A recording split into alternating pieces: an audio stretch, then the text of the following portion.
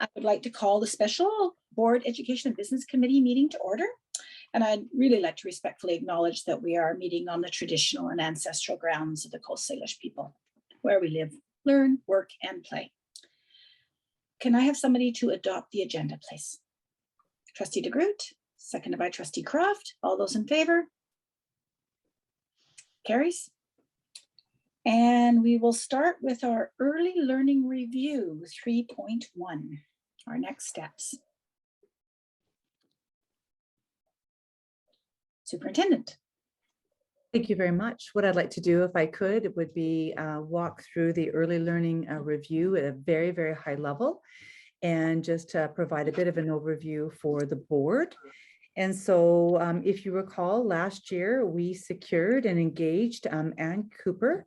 The board engaged Ann Cooper to walk through an early learning review to provide feedback for our board with regard to how well we're doing our business around early learning. And so, Jason, if I could have you just walk through it with me would be wonderful. And like I said, it'll be a very high level here because the document is upwards of 30 pages along with an inventory of what this community offers around supporting early learners. But I think that when we think about it and we look on page 3, you're going to see that there were 2 parts to this review. There were 2 phases, which was around our current state, and that occurred last year before the January of 2021. And then there was a phase 2 part of this journey around moving forward and looking through that. So that's on page 3 of this long document. So that was the approach to the early learning review. And so you can see in phase 2 that it was really looking at the status of district or early learning initiatives, programs, and services, reflecting on existing partnerships as well as some next steps.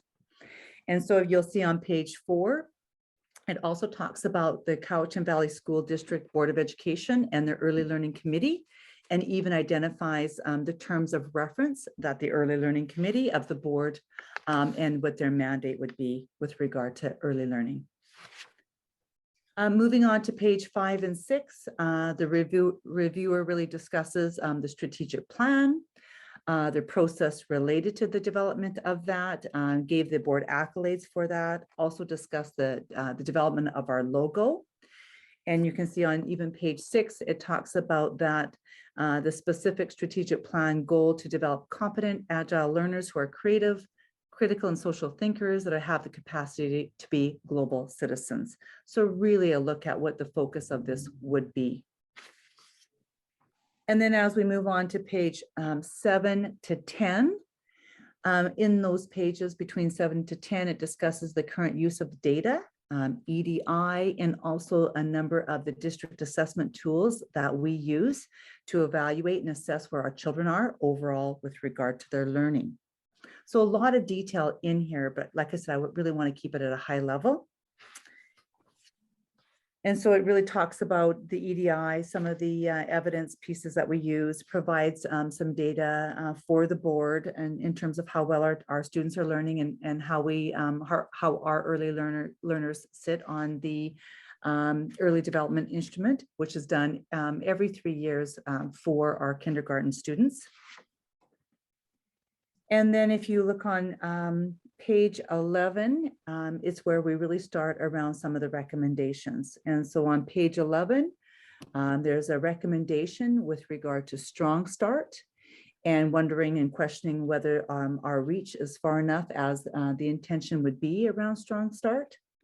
And then of course, recommendation 2, it discusses with the EDI school level data in mind, it may be valuable to really look at all of the early learning programs, services, and initiatives that are currently offered in our primary school years. And there's a number of comments and observations that the reviewer looks at. And then moving on to page 13, you're going to see that there's also, again, 3 more recommendations with regard to early success screening for our little ones, the timing of the data collection, as well as recommendation 5 looks at resources that are focused on classrooms rather than maybe schools, and how we can actually support classrooms if indeed we know that there are some concerns there or some resources that may actually lift up some of our learners. On page 14 is recommendation 6, and it's really looking at early identification. So how can we support learners before they actually come into our school system in grade K, and how that could be beneficial overall for us to partner with some of our community partners in terms of that early identification. And then moving on to page 15, there's certainly a lot of detail in between all of that. But if you look at page 15 on number 7, a recommendation there, it's a recommendation that the district proceed with a literacy framework that was identified in our strategic plan around creating a framework from K to 12 with regard to literacy. So there's already some things that the district we've embarked on already with regard to supporting our learners around literacy. And then as we move on to page 17, it talks about engagement and consultation and provides a bit of a rubric with regard to a spectrum on engagement for educational equity. And so it's quite an interesting opportunity to really look at, are we ignoring, informing, consulting, involving, collaborating, or deferring in terms of our process around engagement and consultation. And then on page 18, it talks about recommendation 8 with regard to a Cowichan Valley School District communication and engagement plan. And there's a recommendation with regard to that. And as we move forward on page 19, a recommendation with regard to our early learning framework and how do we work with other partners in ensuring that we provide opportunities for learning around the early learning framework. And on page 20, it talks about how do we support professional development and learning around the early learning framework, and how do we support other partners, and how do we collaborate with other partners with regard to the early learning framework, because we do know that is really a document that supports quality pedagogy and effective instruction for our learners up to age 8.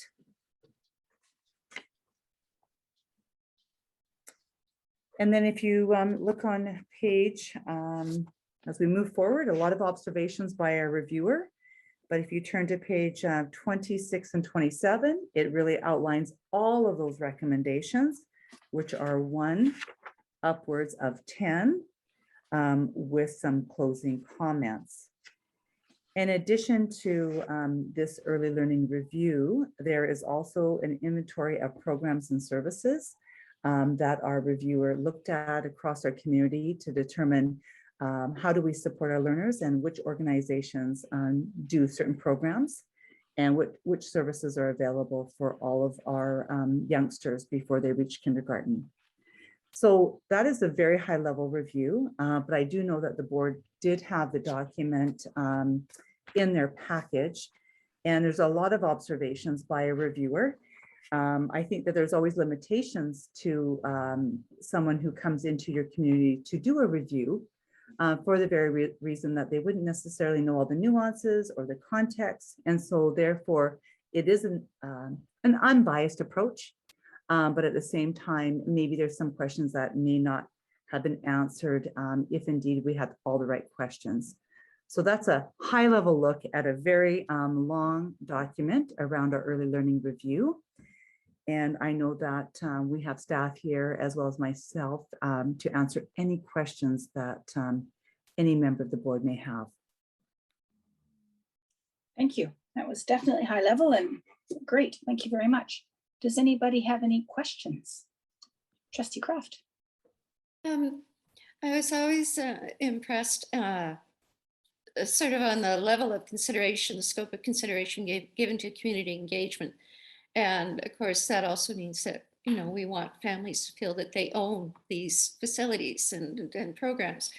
But I also know that the children who face big challenges about being ready for kindergarten quite often come from families or caregivers who really aren't interested in that kind of participation. So I don't know. Has anybody had a chance to think about that, or where do we go with that, or can we address it at all? Well, I will make comment to a couple of the recommendations. I think that in recommendation 1 with regard to the strong starts, and there was an observation, are they in the right location? Do we have the data that supports it being in the right location? But also I think there's some question marks with regard to how do we engage the families that we're looking to engage with? And so I think that that is something that could be looked at in maybe a culturally responsive way. And also maybe even looking at the that rubric, that engagement communication rubric that the external reviewer provided to see where do we fit on that engagement process. And so I think that that hasn't been looked at, because I think this is a review that the board is maybe hasn't received at this point yet.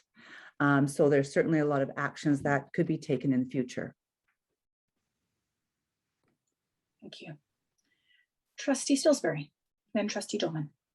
Thank you. I'm just wondering if district staff has perhaps reviewed the report and developed a plan already to enact some of it, or if there's any kind of comment about areas within the report that we need to focus on. May I respond? We did had our early childhood education meeting. District staff had given us their recommendations of what they thought. They might want to share that here now with us, but there were some recommendations given to the committee. Superintendent? I could just follow up. I think that there are some recommendations here that we've already enacted. So I think that with regard to the literacy framework, a number of the recommendations have already been looked at around assessments, the literacy framework. So there are some areas that could be explored further. And I think that it is something that we've looked at. We don't have that presentation here this evening, but I think that if there was a motion, maybe later on from the board, we can certainly come back with a more firmer look at some of those recommendations, along with maybe an action plan and a timeline. Thank you. Trustee Dolman. Now, as what Trustee Croft said, the most important thing in this is getting the ones who need to be in the door, engaging the kids and the parents to get them to understand how important it is for the kids' future to be either equal or a step ahead of everybody else. So that's the most important thing that I see here. How are we going to engage those parents and keep them in the door, get them in the door, and then keep them there? Thank you. Trustee Spilsbury? Well, I haven't had the opportunity to see the district staff's recommendations, but as I read through the report again at this moment, actually, there are some that seem more important than others in terms of recommendations. For example, the resources focused on classrooms rather than schools. I think the board has talked about that in the past. We've never moved there, but I think it's certainly something that's being done in other school districts. In fact, I believe it was at a VISTA meeting where we saw how that classroom-based assessment model works. And so that one kind of is highlighted for me, as well as the communication and engagement plan, not only for parents, but for our people in the community who are doing a lot of work. And as I read through the report again, it seemed like that was one of the overall big picture comments, that we need to be more collaborative with our people in the community who are working to move our students into readiness for school. And the other piece that attracted my attention was the review of all district early learning programs. We had an attachment of all the community-based learning programs, but I'm not sure all of what we're doing in our own district programs. And so a review of those programs, and are we doing that to the best of our abilities and resources, could be also entertained. So I'm not sure what the suggestion is at this point for us to accept the report as a board. Is that what the intent is next? Trustee DeGroot? This committee can only refer this to the board. So we could pass a motion that this go to the board to be received or to be acted on. And I would like to have Robin restate what she said earlier, because I think it makes a good motion around what we would like done with this report, so that it can come to the board with some meat on the bones, so to speak, where we're going with it and how we're going to deal with it. Robin, do you remember exactly what you said? Word for word, please. Superintendent? Oh. Yes, thank you. Through the chair, I'd like to I think that we need to accept it. The board would need to accept the report. I think that it would be ideal time for us to bring forward, staff to bring forward recommendations that can be actioned with a timeline for approval by the board. Trustee DeGroot? So moved. Okay. That it goes to the board. Seconder? Trustee Croft? And all those in favor? Motion carried. Sorry, I meant to sneak in one more question there before we carried it, Madam Chair. Thank you. Oh, sorry. No, my bad. Yeah, I could have jumped in sooner. Candace had a question, but do we give these different recommendations priority? I'm wondering, should that be asked of staff as well, their recommendations for priority? I don't know, Candace, is that what you had in mind? Yes, it is. I'm not sure if that is staff to provide priorities to us, or whether that's kind of a mutual. If it came back with priorities, that would give us a starting point. Mm-hmm. That's my thought. At the Early Learning Committee, we had, I don't know, I think we officially did, or we were waiting for the board meeting to ask staff to create an action plan for us for recommendations 2, 6, 8, 9, and 10. The other numbers, staff at that point had felt we were already doing, or were doing quite well, and that we needed more work on 2, 6, 8, 9, and 10. So, Superintendent, did we officially ask you to do that, or is that something that should be asked as of here? Oh, or would Mr. Sandquist like to answer that? Sorry. Partially, I just want to confirm the motion that was just passed with what I think I heard and wrote down, which may support the action plan that you're asking for. So I believe what was moved was that the Board Education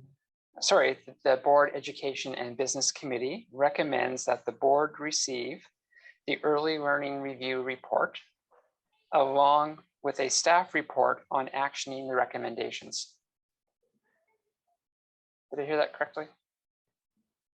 I think so. Okay. Thank you. Thank you.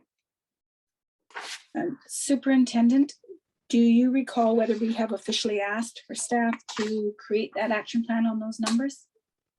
Superintendent. It was, thank you very much. It was discussed at the Early Learning Committee, but I think that it was understood and that it needs to go to the board. So I think that the motion right now identifies that need and fulfills that. So the board can make a decision at the board meeting in the future. Great, thank you. Any more discussion on this report? Okay, that looks good. So we can move on to our next item, which is policy 5.1, policy number 8. Secretary Treasurer. Thank you. So this is update on policy 8, which is the board's policy on standing committees. So it is about the membership and roles and responsibilities of the Early Learning and Child Care Committee. It's not about the board's policy on childcare or early learning. It's about the makeup of the committee and what the committee is going to do. That is here. So I'll bring that up to the screen and share that. It's in the agenda. So where we started was, we started with the terms of reference that originally created the ad hoc committee. So this is virtually identical to what the board had approved in the creation of the ad hoc early learning committee. And we've updated it to be more formal and to include the child care component that's been added to the committee. So as far as the purpose go, the majority of that is straight out of the original terms of reference, which is to improve overall readiness for school and to increase student success in primary school years. But we also added the committee will also focus on issues related to existing and future childcare spaces within school district facilities. So keeping it specific to, at this point, the school district's facilities, as that's what we know today. I imagine it will evolve over time, what the committee's responsibilities will be as we learn more and more about the ministry's transition from children and families into the Ministry of Education. The powers and duties, the powers again come straight out of the original terms of reference, make recommendations to the board were deemed appropriate. And then the duties follow as well. And those were to ensure all students have opportunities for early success by doing these 8 things. Working for space, and this is about the child care before and after school care programs, and ensuring that those resources are licensed and follow early learning framework. Supporting growth of family literacy programs within the schools. Tracking and providing appropriate interventions for kindergarten, is that spelled right?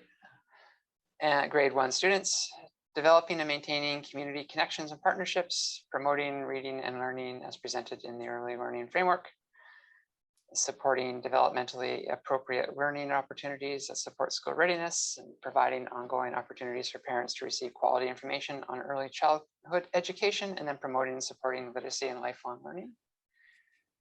And then we move into the membership component, which is same as what it was in the terms of reference, the 3 trustees as appointed by the board chair. The chair of the committee is determined by the board chair, and then 3 senior staff members, and then adding in resource personnel as needed. And meetings. And this part wasn't 100% sure how to structure it, but every 2 months or at the call of the chair, I thought would be a good schedule. Of course, it can be more frequent, but right now it's about that. And that is how what we would be recommending go into the policy. So I'll just stop sharing, and then you can see everybody for comment. Thank you. Are there any comments on this policy? Trustee Kraft. Based on our recent study, we should probably have something in there with a clear commitment to community consultation, and maybe, I don't know what the process would be. Do we have a community representative on the committee? So that's something for our committee, I suppose, to discuss. And the other thing is, while I understand raising the profile of literacy, I also think we need a nod to the whole child, because we have kids, you know, can't quite dress themselves yet, who can't do a lot of things that, you know, the system tends to think they're ready for. And it's not all about learning to read and write. It's learning to express themselves and to connect and to do some pretty basic day-to-day functions. And I'm sure that the superintendent or Candace or Barb would have a nice phrasing for that. So those are my suggestions. But it's nice, it's comprehensive. It really clarifies what we're up to. So thank you for that. Thank you. Trustee Spilsbury. You're muted. Trustee Spilsbury, you're muted. Thank you. I was just going to comment that the overview is a big picture, and it seems to address most of the areas around early learning. The childcare is not as completely developed, obviously, in it, but as we know, we're just beginning in that endeavor. But there is a concern that I have around childcare, and I'm hoping that the trustees that are here today would support a phrase in the policy that would support providing our childcare partnerships with nonprofit agencies rather than for-profit/business people.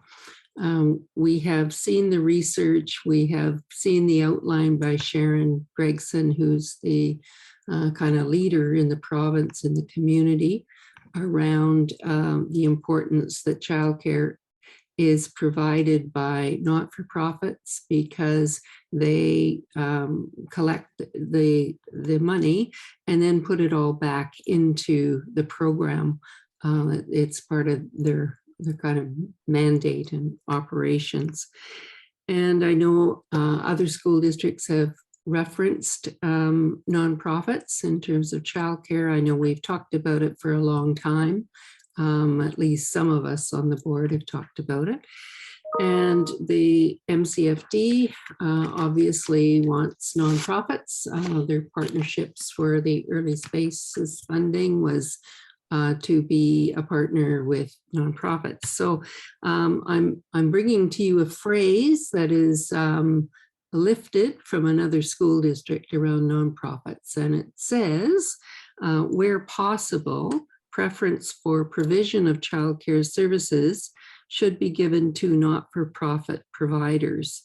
And I will, I guess do I need to make a motion? I'll make a motion if someone would to second it. I could continue. Is there a seconder? Trustee Croft. And then discussion on the motion.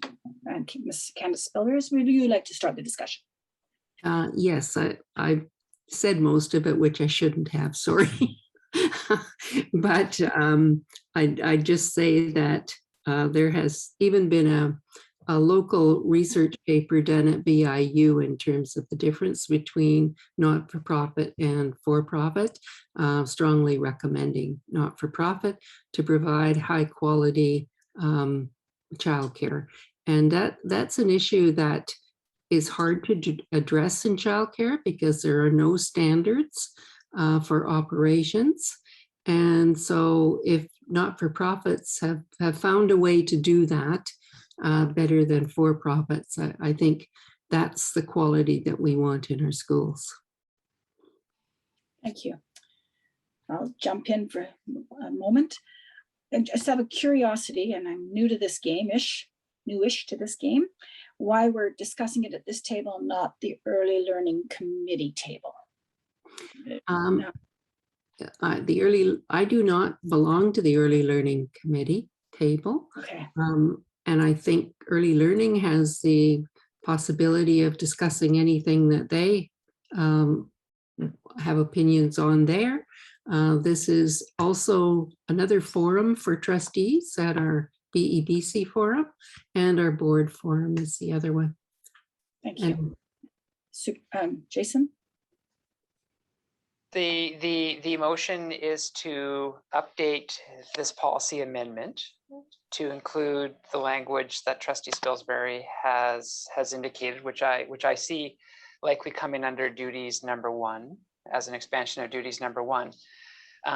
So this hasn't gone to the board yet. What's being debated is the amendment of this recommended policy amendment before it goes to the board for clarification. Thank you. I think I saw another hand. Was it Trustee Croft and then Trustee Dolman? Thank you. 2 things. One, with the nonprofit society, they're required to have a board. And generally that would be a board of parents, so it's fluid. And that is a structure that is, for lack of a better word, regulated by BC registries. So you sort of always have that absolute commitment of parent involvement, which I don't think you would have to have in a for-profit organization. And secondarily, sorry, Jason, can you help me out with this one?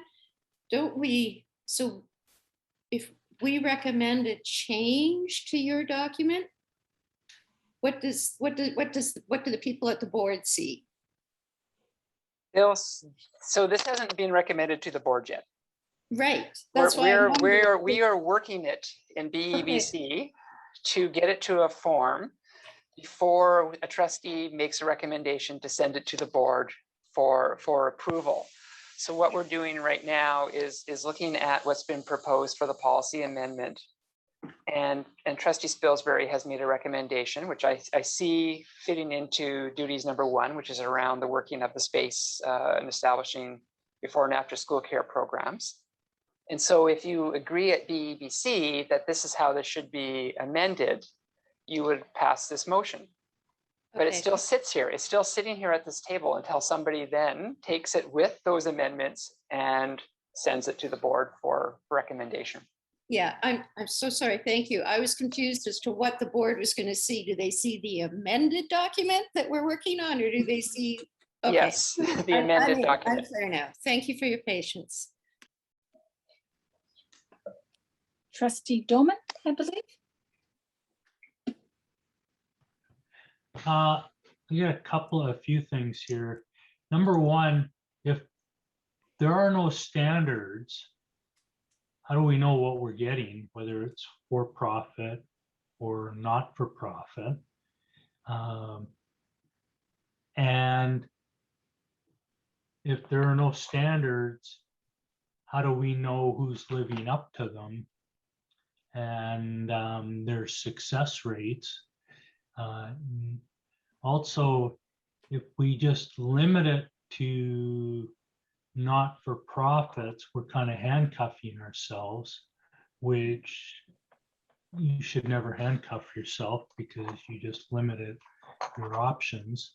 And number 3, this is something the Early Learning Committee should have a look at and recommend to the board, because we have not seen any of that information that people say that, well, not-for-profits are better than for-profits. And so I think the Early Learning Committee should have a look at it and bring that information to the board so we can make a proper decision.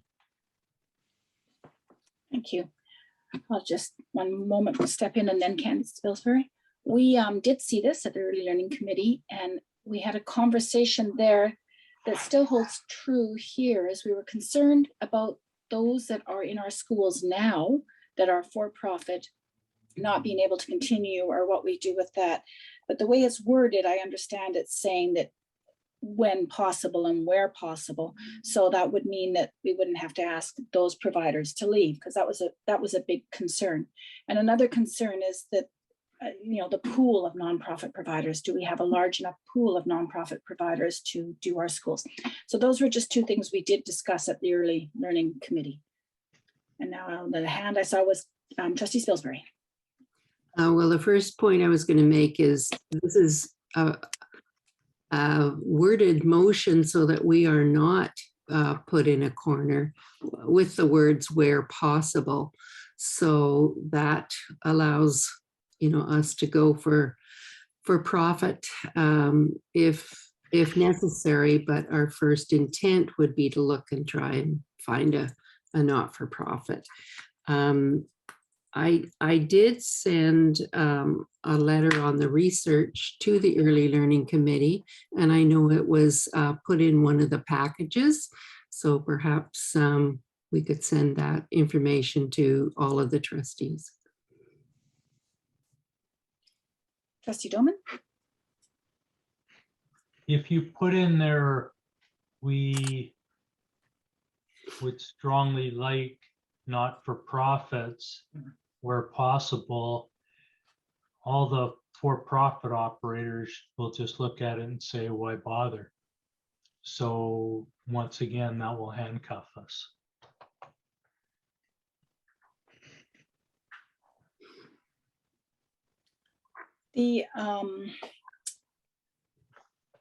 This policy, I believe, is going to end up being fairly fluid, and we're going to be working on it all along as we morph into taking over childcare. So I'm thinking that whatever we do will probably be talked about a lot. Secretary Treasurer? And remember, this isn't your childcare policy. Right. That's still to come. This is what is the committee going to focus on now that it's a standing committee. And so what's been recommended is that it focus where possible on establishing new childcare providers as nonprofits. So this is about what the committee is going to do, but there's a whole other policy coming around where the board sees childcare going and their involvement in it. That needs to be prepared, and we're still waiting for some ministry direction on what that needs to look like.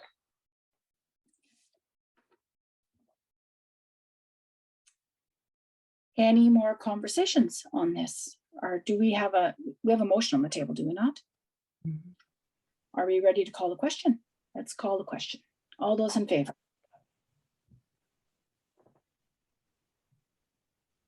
All opposed? I think that was unanimous, so that's good. Okay, thank you. Trustee de Groot. I would just like to respond to Elizabeth's comments around communication and appropriate learning opportunities. They are actually on this form. So if you look at number 4, developing and maintaining community connections and partnerships, that would require communication. And supporting and developmentally appropriate learning opportunities, that I think would cover your other concern about kids who aren't as ready as some others are. That's number 6. Yes, I know. I just drive it home. That's all. It's okay. Trustee Spilsbury. But I think we're ready to move to a motion. The motion being that the BEBC committee recommend to the board approval of the early learning and childcare policy. Committee. Is that number? Okay. Seconder by Trustee de Groot and Mr. Sandquist. Mm-hmm. Could just expand a little bit. So what we're doing is we're recommending to the board the insertion of the early learning and childcare committee into policy 8, board standing committees. And I think that's the same thing as what we were trying to say, but that's effectively what this motion will be recorded as. Is that okay, Trustee Spilsbury? Yes, that's okay. Okay. Still seconded, Trustee de Groot? Yes. Okay. Any conversation on that? All those in favor? Okay. Motion passes. Any other comments? So I guess, do we have a motion to adjourn? Trustee DeGroot, seconded by Trustee Spilsbury, and all those in favor.